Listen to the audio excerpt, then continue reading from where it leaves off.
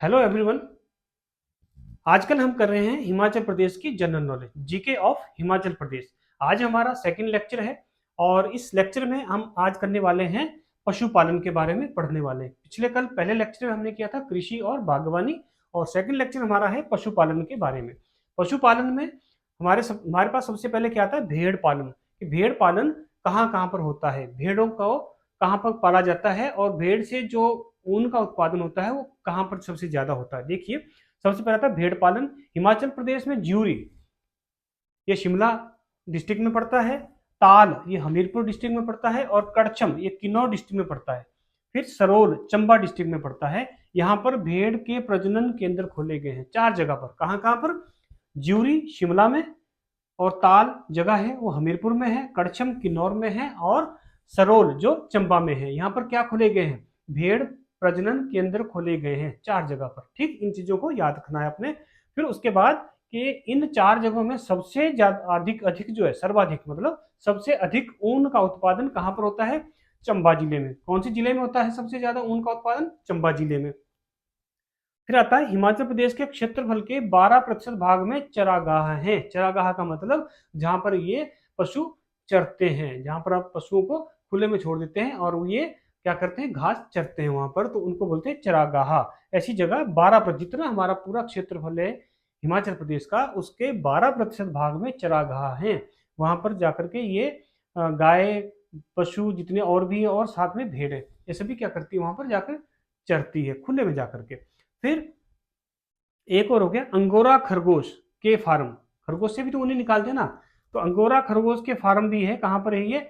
कंदवाड़ी। कंदवाड़ी जो कांगड़ा में पड़ता है, और नंगवाई ये मंडी में पड़ता है। 2 जगह पर है अंगोरा खरगोश। अंगोरा जो है खरगोश की किस्म है, अंगोरा सुना ना आपने, अंगोरा खरगोश, अंगोरा ऊन। तो अंगोरा खरगोश के फार्म कंदवाड़ी जो कांगड़ा में है, और नंगवाई जो हमारे मंडी डिस्ट्रिक्ट में पड़ता है। ये हो गए हमारे भेड़ के पालन और साथ में अंगोरा खरगोश के बारे में, राइट। इनमें से भी क्वेश्चन बन जाता है। और क्वेश्चन, आपने किसी भी क्वेश्चन को लाइटली नहीं लेना है कि इसमें से आएगा या नहीं आएगा। सारे क्वेश्चन करने हैं, सब कुछ करना है, एक एक चीज को डीपली पढ़ना है। क्वेश्चन का कोई पता नहीं होता कहाँ से आए, ठीक। तो आप देखो नेक्स्ट नंबर पे आता है मुर्गी पालन। मुर्गी पालन, हिमाचल प्रदेश में मुर्गी पालन के 14 केंद्र। कितने केंद्र है मुर्गी पालने के? 14 केंद्र है हिमाचल प्रदेश में। 14 केंद्र है, इसके सेंटर्स हैं। सबसे अधिक मुर्गियां व अंडों का उत्पादन कांगड़ा जिले में होता है। सबसे ज्यादा मुर्गियों का और अंडों का उत्पादन कहाँ होता है? कांगड़ा जिले में होता है। सबसे बड़ा मुर्गी पालन फार्म कहाँ पर है? पिजेहरा। पिजेहरा ये जगह का नाम है, और ये कहाँ पड़ता है? सोलन में।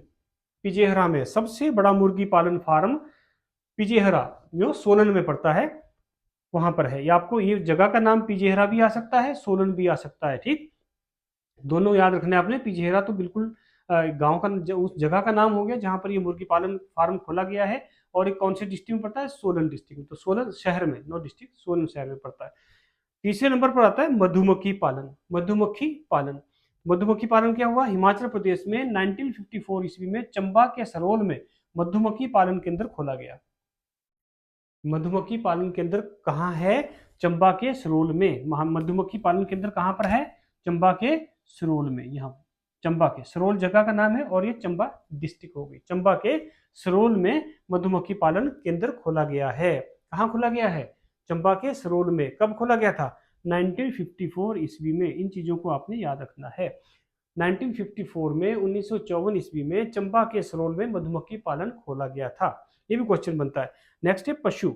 पशु में गाय बैल इत्यादि, राइट। तो गाय और बैलों के लिए कोठीपुर जगह का नाम है, जो बिलासपुर में पड़ती है। कोठीपुर कहाँ, कौन सी जगह है जो बिलासपुर पड़ती है? वो कोठीपुर है। यहाँ पर गाय और बैलों के लिए क्या किए गए हैं?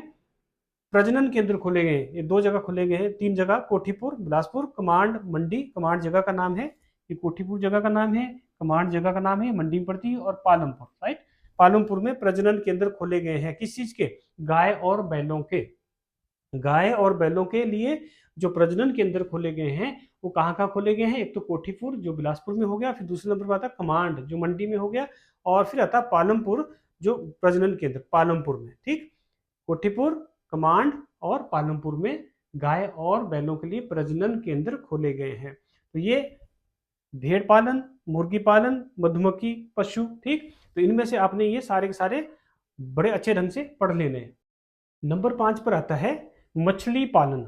मछली पालन, तो मछली का वार्षिक उत्पादन हिमाचल प्रदेश में 6,880 मीट्रिक टन है। कितना है?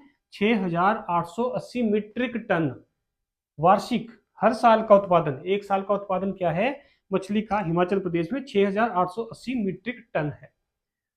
और यहाँ पर एशिया का सबसे बड़ा, एशिया का सबसे बड़ा मत्स्य प्रजनन केंद्र है। एशिया का सबसे बड़ा मत्स्य प्रजनन केंद्र कहाँ है? हिमाचल प्रदेश में देवली जगह है। देवली के जो बिलासपुर पड़ती है, देवली जगह में है जो बिलासपुर में पड़ती है, डिस्ट्रिक्ट बिलासपुर में पड़ती है देवली। वहां पर एशिया का, भारतवर्ष का नहीं, एशिया का सबसे बड़ा मत्स्य प्रजनन केंद्र बिलासपुर के देवली में पड़ता है। इसकी स्थापना 1961 ईस्वी में की गई थी। 1961 में यहाँ पर इस मत्स्य प्रजनन केंद्र की स्थापना की गई थी। ये बहुत इंपॉर्टेंट क्वेश्चन बनता है। इनको जितने भी क्वेश्चन है, कोई आप इंपॉर्टेंट है या नहीं है उनको करना है। हो सकता है कोई भी क्वेश्चन आपको आ जाए, लेकिन ये वाले क्वेश्चन बहुत इंपॉर्टेंट है। एशिया का सबसे बड़ा मत्स्य केंद्र है, मत्स्य है ना, प्रजनन केंद्र है। दूसरा जो दूसरे खोले गए हैं अब, जगत खाना जो नालागढ़ में पड़ता है, आलसू जो मंडी में पड़ती है, मिलवा कांगड़ा में पड़ती है। यहाँ पर भी क्या खोले गए हैं? मत्स्य प्रजनन केंद्र खोले गए हैं। नालागढ़ के जगत खाना में, मंडी के आलसू में और कांगड़ा के मिलवा में भी मत्स्य प्रजनन केंद्र खोले गए हैं। ये तो ऊपर वाला तो हो गया जो बिलासपुर में देवली में है ना, जो बिलासपुर में, वो तो है एशिया का सबसे बड़ा और जिसकी स्थापना 1961 में की गई थी। ठीक, लेकिन 3 और हैं, जगत खाना नालागढ़ में है, आलसू मंडी में, मिलवा कांगड़ा में। ये भी मत्स्य प्रजनन केंद्र खोले गए हैं, पर इसके बाद खोले गए हैं ये तीनों के तीनों, राइट। और यहाँ पर अब आती है बात कि मछली की जो किस्में हैं, अलग अलग वैरायटी जो है मछली की, कौन कौन सी है। हिमाचल प्रदेश में मछली की महाशेर, महाशेर याद रखना, महाशेर, मिरर कॉर्प, लोबिया रोहित, लोबिया रोहित, ट्राउट मछली, है ना। ये सारी क्या है मछली की किस्में हैं। महाशेर, मिरर कॉर्प, लोबिया रोहित, ट्राउट, ये क्या है मछली की किस्में पाई जाती है हिमाचल प्रदेश में। मिरर कॉर्प, महाशेर, लोबिया रोहित, ट्राउट मछली की किस्में पाई जाती है। तो ये हो गया मछली के बारे में कि सबसे बड़ा जो है, एशिया का सबसे बड़ा मत्स्य केंद्र कहाँ पर है? देवली में। वो कहाँ पड़ता है? बिलासपुर में है। हिमाचल प्रदेश के बिलासपुर जिले में है, जो देवली जगह पर पड़ता है। इसकी स्थापना 1961 में की गई थी, 1961 में इसकी स्थापना की गई थी। और हिमाचल प्रदेश में मछली का वार्षिक उत्पादन कितना है? 6,880 मीट्रिक टन। मीट्रिक टन में याद रखना आपने, मीट्रिक टन। और ये इसकी मिरर कॉर्प, महाशेर, लोबिया रोहित, ट्राउट मछली की ये किस्में पाई जाती हैं, राइट। और 3 जगह और खोले गए हैं प्रजनन केंद्र। एक जगत खाना जो नालागढ़ में पड़ता है, आलसू जो मंडी में पड़ता है, और एक है कांगड़ा में मिलवा जगह, वहां पर भी मत्स्य प्रजनन केंद्र खोले गए हैं। ठीक, तो ये हो गया बच्चों पशुपालन के बारे में। अब पशुपालन के बाद हमारे पास आता है वन, अभ्यारण्य एवं राष्ट्रीय उद्यान। राष्ट्रीय उद्यान मतलब राष्ट्रीय पार्क, राइट। सबसे पहले हम लेते हैं वन। वन को मतलब जंगल। तो हिमाचल प्रदेश के 37,033 वर्ग किलोमीटर क्षेत्र में, 37,033 वर्ग किलोमीटर क्षेत्र में वन है। जितना हमारा कुल क्षेत्र, जितना टोटल क्षेत्र है, उसमें से 37,033 वर्ग किलोमीटर क्षेत्र में तो हमारे वन है, जंगल है, जो कि कुल क्षेत्र का 66.5% बनता है। कितना होता है? जितना भी क्षेत्रफल है हमारे पास हिमाचल प्रदेश में, उसका 66.5% हिस्सा जो है वो कहाँ चला जाता है? हमारे वन में चला जाता है, जंगलों में चला जाता है। बहुत बड़ा हिस्सा एक हमारे जंगलों का हिस्सा है हिमाचल प्रदेश में। और इससे हमें जो प्रदेश की जो आय है वो 25% इसमें से हिस्सा आता है। जितनी हमारी टोटल इनकम हिमाचल प्रदेश की है, उसका 25% हिस्सा जो है वो इन जंगलों से आता है, वनों से आता है, राइट। इनकी लकड़ी बेच करके जंगलों से 25% का हिस्सा आता है। 25% बहुत ज्यादा होता है। और 25 मार्च 1974 को हिमाचल वन निगम की स्थापना की गई। हिमाचल वन निगम की स्थापना कब की गई? 25 मार्च 1974 को। 25 मार्च 1974 को हिमाचल वन निगम की स्थापना की गई। याद रखना बच्चों। अगला है हिमाचल प्रदेश वन अधिनियम, अब इसमें अधिनियम लग गए, कौन सा है हिमाचल प्रदेश में वन जो अधिनियम है, कानून है वन का, वो है जंगलों का कानून, 1982 के नाम से जाना जाता है। हिमाचल प्रदेश वन अधिनियम 1982 के नाम से जाना जाता है। हिमाचल प्रदेश संरक्षण रख रखाव अधिनियम, संरक्षण एवं रख रखाव अधिनियम 1984 के नाम से जाना जाता है। हिमाचल प्रदेश भूमि संरक्षण अधिनियम, भूमि संरक्षण अधिनियम 1978 1978 के नाम से जाने जाते हैं। ये इसके अधिनियम हो गए, कानून हो गए। वन अधिनियम, संरक्षण रख रखाव अधिनियम और भूमि संरक्षण अधिनियम, ठीक, ये अलग अलग से 1982 1984 और 1978 में आते हैं। इसमें अब क्या हुआ, हिमाचल प्रदेश में जो सब क्या होते हैं, चीड़ के वृक्ष होते हैं, कैल के वृक्ष होते हैं ज्यादातर, और देवदार के वृक्ष होते हैं। तो जो चीड़ के वृक्ष हैं उनसे क्या प्राप्त होता है हमें, चीड़ के वृक्षों से क्या प्राप्त होता है, बिरोजा, है ना, उनका गोंद, सॉरी चीड़ के वृक्ष से बिरोजा प्राप्त होता है, बिरोजा, जो चीड़ के वृक्ष से गोंद निकलते हैं उसको बोलते हैं बिरोजा। जो तारपीन का तेल वो प्लास्टिक की चीजें बनाने के काम आता है, जो तारपीन का तेल या प्लास्टिक की चीजें बनाने के काम आता है। बिरोजे से हम क्या बना सकते हैं, प्लास्टिक की कोई चीजें बना सकते हैं या तारपीन का तेल बना सकते हैं, ठीक। और उसके बाद आता है बिलासपुर व नाहन में बिरोजा की फैक्ट्रियां हैं। बिरोजे की फैक्ट्रियां हिमाचल प्रदेश में दो जगह है, एक बिलासपुर में है और दूसरी नाहन में है। बिलासपुर में और बिलासपुर डिस्ट्रिक्ट में और नाहन में, ठीक। फिर आता है चीड़, इसके बाद आता है चीड़ का जो हिस्सा है वो 24% भाग में आता है।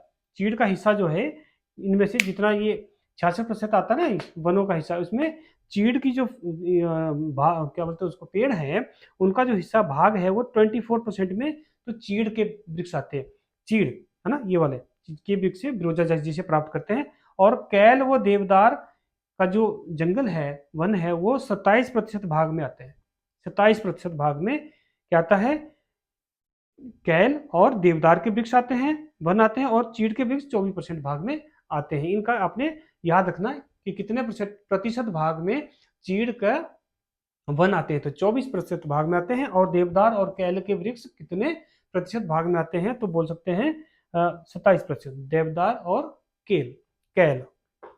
अब आता है हमारे पास राज्य वृक्ष, अब नाम दिए जाते हैं हमारे पास। अगर स्टेट का हम ट्री बोले कि स्टेट ट्री किस नाम से आता है, राज्य वृक्ष देवदार के नाम से। और राज्य का हमारा पक्षी कौन सा है, जाजूराना। राज्य का पक्षी कौन सा है, जाजूराना। राज्य पशु कौन है, बर्फीला तेंदुआ। राज्य का जो पशु है वो बर्फीला तेंदुआ। राज्य वृक्ष देवदार, राज्य पक्षी जाजूराना, राज्य पशु बर्फीला तेंदुआ। राइट, ये तो आपको पता ही होगा, फिर भी याद रखना, जिनको नहीं याद तो अच्छे से इनको याद कर लेना। ये था हमारे पास वन, जंगल। अब आते हैं अभ्यारण्य व राष्ट्रीय उद्यान, पार्क जिनको बोलते हैं, राइट। तो इसमें क्या क्या आता है, हिमाचल प्रदेश में 2 नेशनल पार्क हैं, 2 राष्ट्रीय उद्यान हैं। हिमाचल प्रदेश में कितने राष्ट्रीय नेशनल पार्क हैं, या नेशनल पार्क या राष्ट्रीय उद्यान उनको बोलते हैं, कितने, 2 है, 2 है।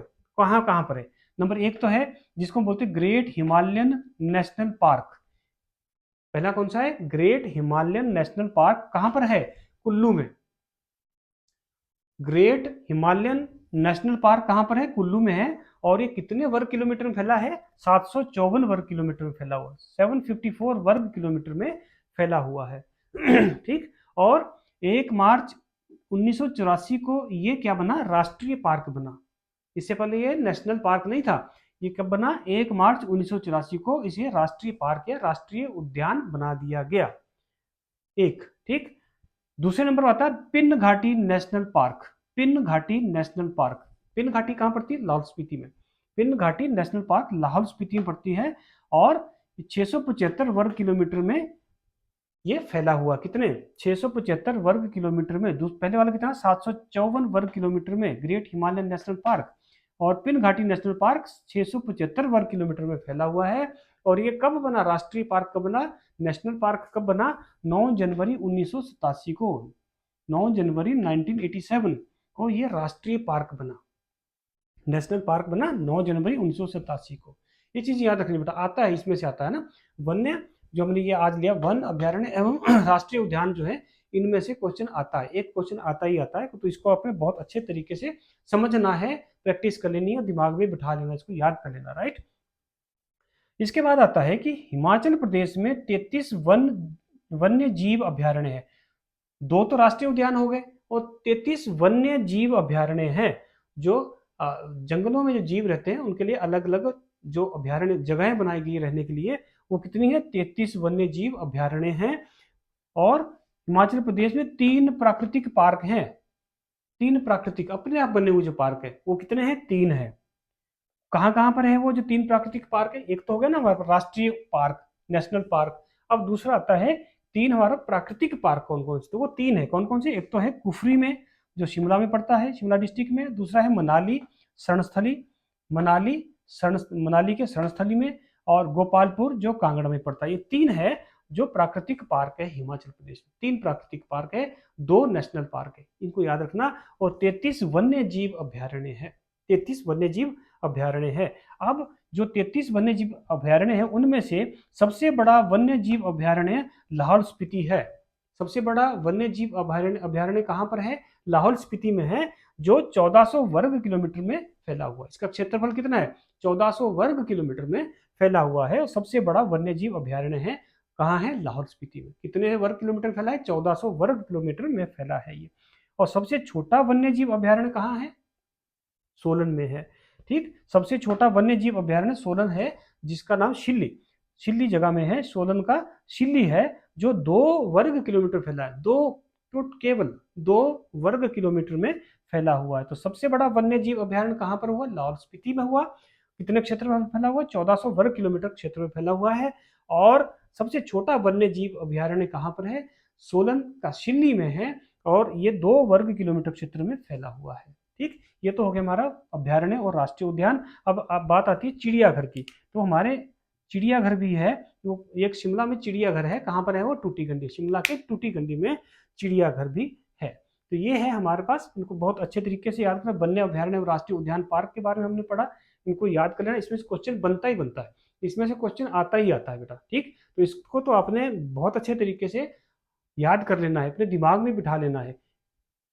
याद करने का तरीका है, इसको एक बार आप रीड करो, सिंपल रीड करना है आपने, पीछे नहीं देखना है। एक बार आगे चलते गए पढ़ते गए और आगे चलते गए। ठीक, फिर दूसरी बार इसको जो आपको मेन मेन चीजें लगती है उनको टिक करते गए, अंडरलाइन करते गए। और तीसरी बार पढ़ो, 4 बार पढ़ो, 5 बार पढ़ो। और 5 बार में आपको ये चीजें याद हो जाएगी। नहीं भी होती है तो कम से कम 10 बार आप पढ़ें। जिन बच्चों का थोड़ा दिमाग कमजोर होता है वो 10 बार जरूर पढ़े। 10 बार पढ़ने के बाद आपके पास ये सारी की सारी चीजें आपके दिमाग में छप जाएगी। ठीक, तो इसके लिए आपको थोड़ा सा कंसंट्रेट होके अपने दिमाग को थोड़ा सा ध्यान लगा करके ये चीज़ों को पढ़ना है। ठीक, एक जगह ध्यान रखना है, तभी ये चीज़ें आपके दिमाग में बैठेगी। इसमें क्वेश्चन बनता है, इसलिए मैं आपको ये थोड़ा सा फोर्स करके कह रहा हूँ कि इसको पढ़ लेना, अपने अच्छे से पढ़ लेना। ठीक, तो आज के लिए बेटा इतना ही। अब नेक्स्ट लेक्चर होगा हमारा, उसमें मिलते हैं। और तब तक के लिए हमारे इस चैनल को आप सब्सक्राइब भी करें, शेयर भी करें और लाइक भी करें। कमेंट बॉक्स में ज़रूर लिख के बताएं कि आपको ये वीडियोस कैसे लग रहे हैं। और मैं अब आपको हर रोज़ हिमाचल प्रदेश की जीके, हिमाचल के जो प्रदेश की जो जनरल नॉलेज है उसके ऊपर अलग अलग टॉपिक के सीरियल वाइज आपको लेक्चर्स लेके आता रहूँगा। बस आप हर रोज़ बने रहें और इस हमारे चैनल को, हमारा जो चैनल है इसे क्या करें, सब्सक्राइब जरूर करें, लाइक भी करें, शेयर भी करें। ठीक, थैंक यू वेरी मच।